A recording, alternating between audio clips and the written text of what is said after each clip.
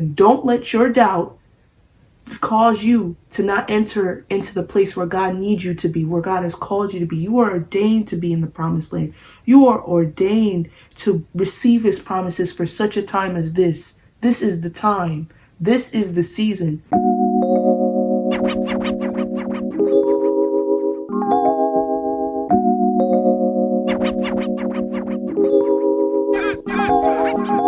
Hello everyone, I'm Deanna and this is Jackie. Welcome to Glowing Peace. So today's message is for me and for everyone else who this is meant for. It's you cannot afford to go back. As I speak, I'm going to be crocheting. At least I'm going to try.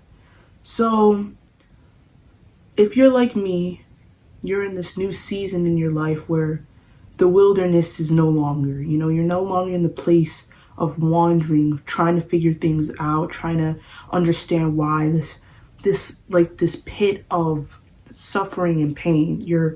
God called you out of it and into the promised land.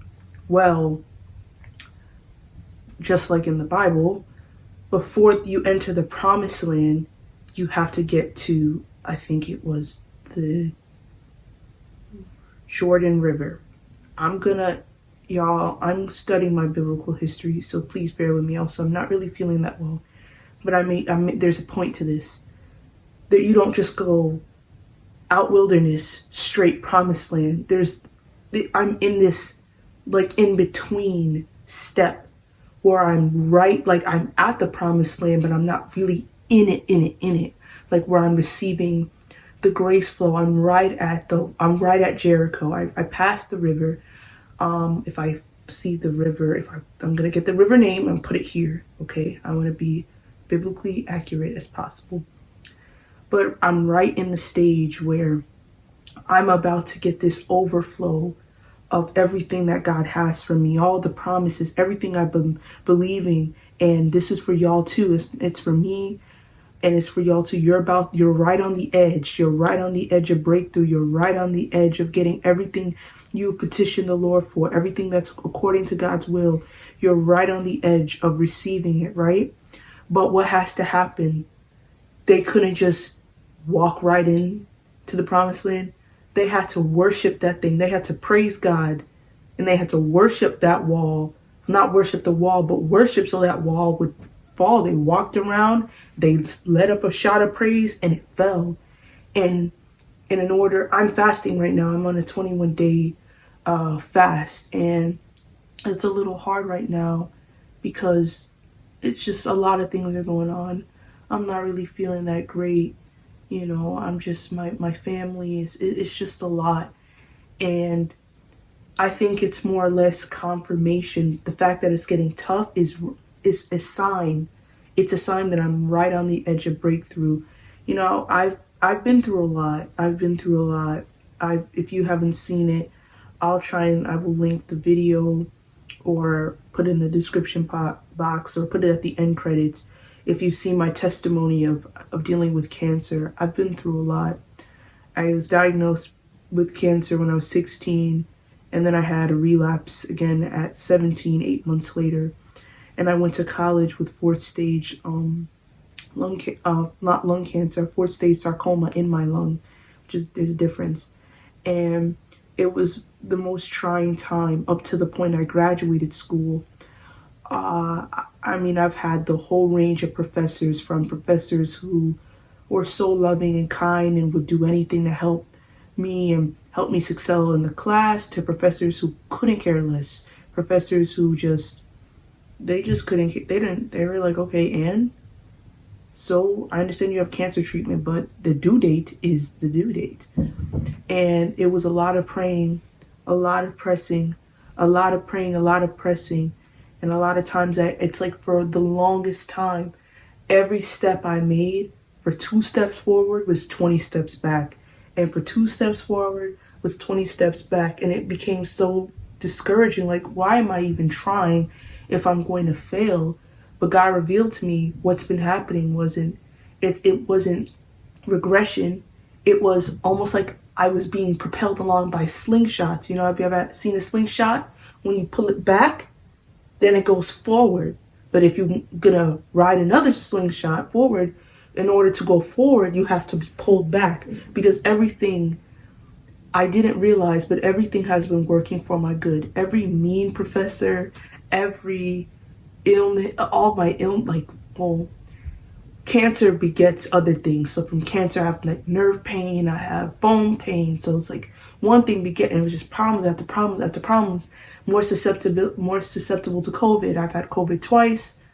I might have it again. I'm not really, like I said, I'm not really feeling all that great. And it's so discouraging. It can be so discouraging. Like, you know what, God, I prayed, I broke through, I had a breakthrough over the new year. Like things that used to cause me to trip and fall immediately, Satan has to work harder to get me to do certain things, and I'm not doing it. So it's like he's, resist the devil and he will flee. He's not trying it because he knows it's not going to work. He only going to try things that are going to work. And if you resist him enough times, he's not going to come back. He will try something new. And the fast ends next week.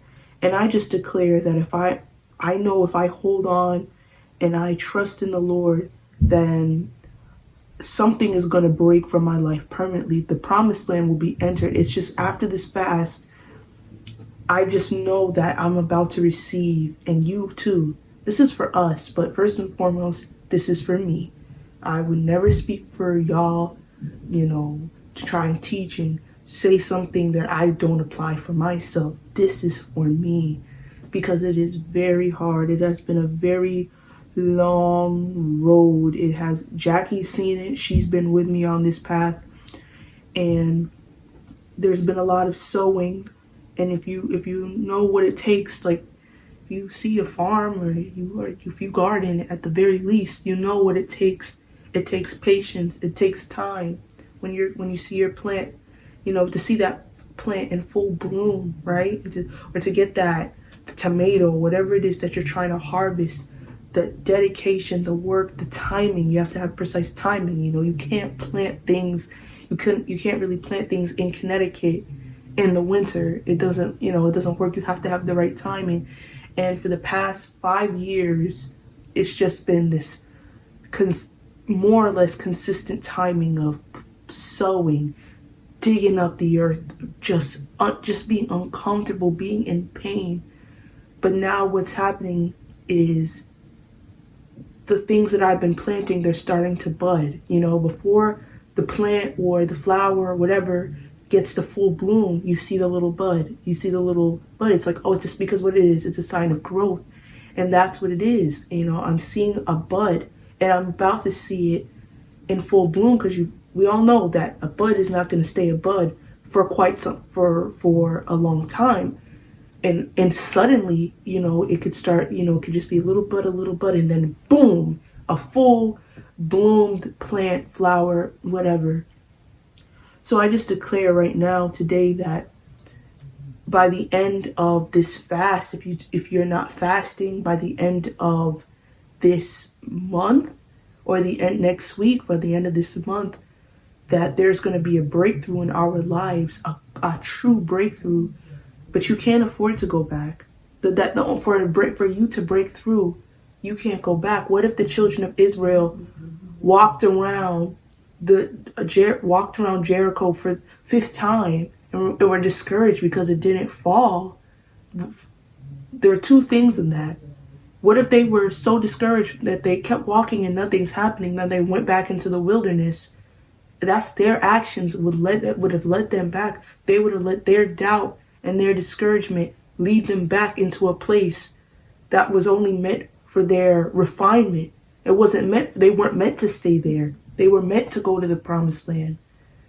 So imagine, don't let your doubt, imagine nothing. Don't let your doubt cause you to not enter into the place where God needs you to be, where God has called you to be. You are ordained to be in the promised land. You are ordained to receive his promises for such a time as this. This is the time. This is the season. All the sowing and all the pressing and all the things you've been putting in, all the tears, pressing in spite of your pain, remaining in faith. God sees you. He has heard you. He has heard your cries. Now it is the time for reaping. So you have to press now. Now is the time to press. And that is the other thing. You have to press. If there is something you want, if you want a move of God, if you want a breakthrough in your skills, for me, I'm working on flexibility, guitar, I'm working on a bunch of things. But if you want a true breakthrough, you have to press. And this is the final push. This is the giving birth. All this time, what is the woman doing? She's pushing, she's pushing, she's pushing. But there's going to be one big push to get God's promise into this world that you're going to have to, and it's not going to be comfortable. It wasn't meant to be comfortable, but that's what's required. You cannot go back. Do not go back. Do not go back. Do not go back. Do not let your fears cause you to go back. Do not let your pain is what it's going to be. My dad, we were talking about pain. We were talking about Star Trek because he loves that show. Both my parents do. And he was saying about Mr. Spock. He loves Mr. Spock. He thinks Mr. Spock is like the coolest person, whatever. And he was like, it's so cool Mr. Spock, is logical because, when we learn to operate through logic and not emotions, we'll go further in life. And he said something that Mr. Spock said, more or less, it's pain is a thing of the mind, and the mind can be controlled. Pain is a thing of the mind, and the mind can be controlled. Pain is a sign that you're doing something that your flesh opposes, right? Your flesh is not going to want you to break through. Your flesh is going to want you to be like, you know what? It hurts. Let me stop. Childbirth is one of the only things where it's a positive feedback loop for all my biology people out there. And if you know what a positive feedback loop is, well, let's say if you know what a negative feedback loop is, anytime in your body where you're doing something uncomfortable, like, let's say you put your hand on a hot stove, your instinct is to remove it because there's a feedback mechanism in place that causes you to react that way because it realizes, this is a painful stimulus. Let me remove my hand so I don't burn my hand, right? But with childbirth, it's positive, meaning the more pain you are in, the more pain it's going to allow you to be in because it understands it's not going to stop giving pain signals, more or less, until you birth the child. And your breakthrough is going to be just like this. You're going to feel pain leading up to it. If you don't feel pain, are you really pressing? Are you really pushing yourself? I'm not saying, obviously, depending on what you're trying to press and break through in your life, be careful. But pain is not a sign to stop. Pain is a sign to keep going until you are birthing that thing. If you're trying to receive something from the Lord, you don't pray and say, I didn't receive it, so I'm going to stop praying. You pray and you press God until you receive it. I'm not going back. I don't know about you, and I know Jackie isn't going back either. But we cannot go back. We're in this together, family. We cannot go back. Now isn't this time. Now is not the season. We're breaking through once and for all. Because when you're in the promised land, doesn't mean problems won't happen, but they will be promised land problems, right? The children of Israel did not stop having problems once in the promised land. More or less, those problems were self-inflicted, right? It wasn't their enemies. Their enemies only rose against them because, they were doing things disobedient. They were operating in disobedience. So if you've been obedient in all this time, continue to be obedient. But the main thing is you need to keep pressing and truly break through. And really, it will set the tone for the rest of the year. Not just the rest of the year, but it will set the tone for the rest of your life. Okay? I love you. And I say this to you all. I say this to my future self. I love you, Deanna. I'm very proud of you. I'm very proud of you for starting this channel. I am so proud of you for pushing.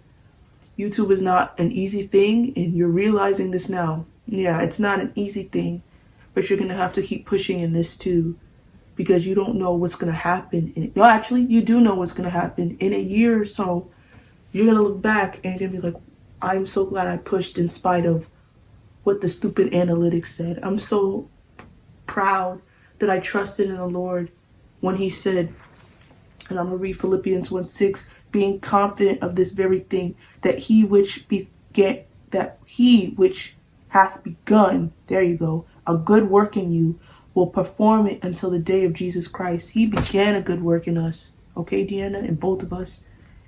So we have to be better at finishing what he started in us.